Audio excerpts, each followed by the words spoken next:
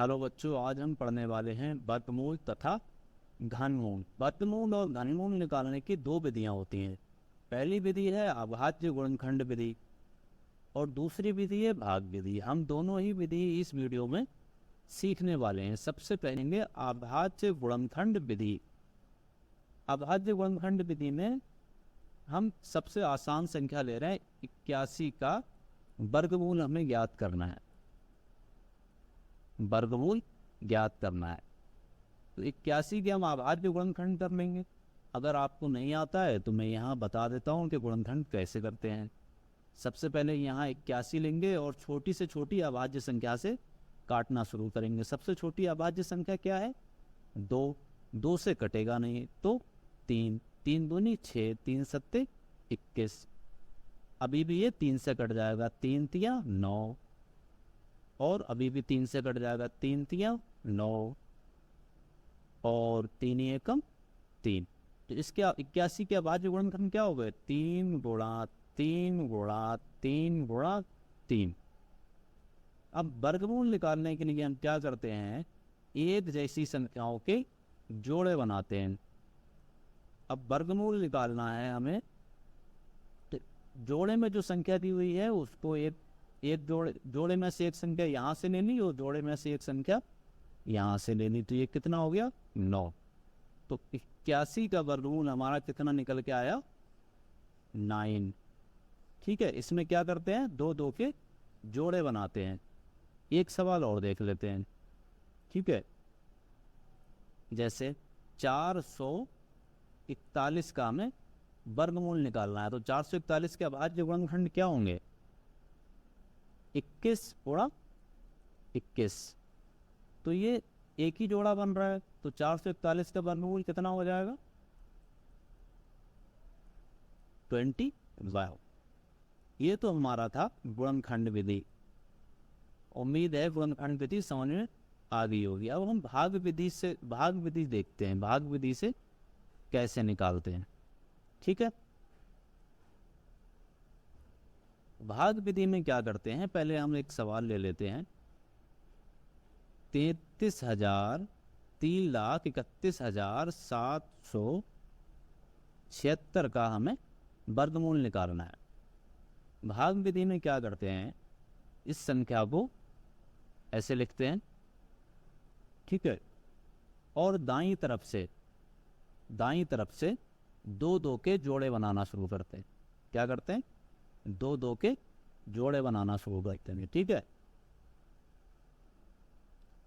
अब ऐसी संख्या से भाग देंगे इस जोड़े में जिसका वर्ग इस संख्या के बराबर हो या इससे छोटा हो। तो ऐसी संख्या क्या है? 3 भी है। 3 का 9 होगा, 4 का 16 होगा, 5 का 25 होगा। तो हम क्या ले लेंगे? 5। 5 पंजे 25 और ऊपर 5 लिख देंगे। अच्छा, अब बचा क्या? 13 में से 5 गए, 8 बचे। अब हम एक संख्या नहीं उतारेंगे, पूरा जोड़ा उतार लेंगे। पूरा जोड़ा कितना है? 17। हमने जिससे भाग दिया था 5 से, तो 5 में उतना ही जोड़ के नीचे लिख देंगे। 5 को डबल करके नीचे लिख देंगे। 5 दूनी 10।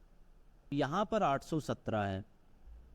अब हम यहाँ पर एक ऐसी संख्या लेंगे जिससे भाग गुणा करने पर या तो 817 है या उससे कम आए। अगर हम यहाँ 6 लेते हैं तो 1 लेते हैं तो 101 होगा, 2 लेते हैं तो 204 होगा। तो क्या ले लें? 7 ले लें, 107 ले लेते हैं। अगर हम यहाँ पर 7 लेंगे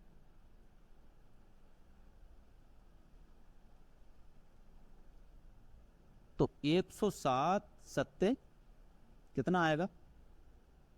107 सत्ते 749। 749 जितनी बार गया है उतना ऊपर लिख देंगे।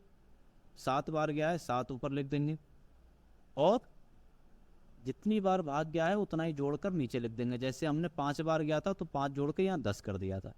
अब ये कितना हो गया? 7 और 7 14 हो गया और 114 हो गए। कितने बचेंगे? 8। ठीक है, यहाँ हो गए 10। 10 में से 4 जाएंगे, क्या बचेगा? 6। अब हम पूरा जोड़ा उतार लेंगे 76। अब हम भाग देंगे 6876 में। अगर हम 6 बार भाग चली जाएगी, 1146 से भाग करेंगे तो ये पूरा पूरा कट जाएगा। ठीक है, यहाँ क्या आ जाएगा 6। तो 3,31,776 का जो वर्गमूल है वो कितना निकल के आया है 576। ठीक है, वर्गमूल निकालने की हमने दोनों विधियां देख ली हैं। अब हम सीखेंगे घनमूल कैसे निकालते हैं। अब हम घनमूल निकालना सीखेंगे। घनमूल निकालने के लिए सबसे पहले हम छोटे से सवाल से शुरुआत करेंगे। 27 का घनमूल ज्ञात करना है, 27 का घनमूल निकालना है। तो ये हम क्या करेंगे, अभाज्य गुणनखंड विधि से निकालेंगे। 27 के अभाज्य गुणनखंड करेंगे। 27 है, अगर हम इसको 2 से काटते हैं तो नहीं कटेगा, और 3 से काटेंगे तो कट जाएगा। तो क्या करेंगे, 3 से काटेंगे, 3 27, अभी भी 3 से कट जाएगा, 3 3 9। तो ये क्या हो गया 3 गुणा 3 गुणा 3। वर्गमूल में हम 2 2 के जोड़े बनाते थे, लेकिन घनमूल में क्या करेंगे, हम 3 3 के जोड़े बनाए हुए। तो इसका वर्गमूल कितना हो जाएगा, 27 का वर्गमूल कितना हो जाएगा 3। ये तो हमारा बहुत आसान सवाल था। अब एक सवाल और देखते हैं। ठीक है, अगला जो हमारा सवाल है वो है 3375 का वर्गमूल ज्ञात करना है। 3375 के जो अभाज्य गुणनखंड हैं वो है 3 गुणा 3 गुणा 3 गुणा 5 गुणा 5 गुणा 5। अब वर्गमूल निकालने के लिए हमें 3 3 के जोड़े बनाने हैं, 3 और 3। इसका वर्गमूल क्या हो जाएगा, इसका वर्गमूल हो जाएगा 3 गुणा 5 बराबर 15, हमारा आंसर। ठीक है।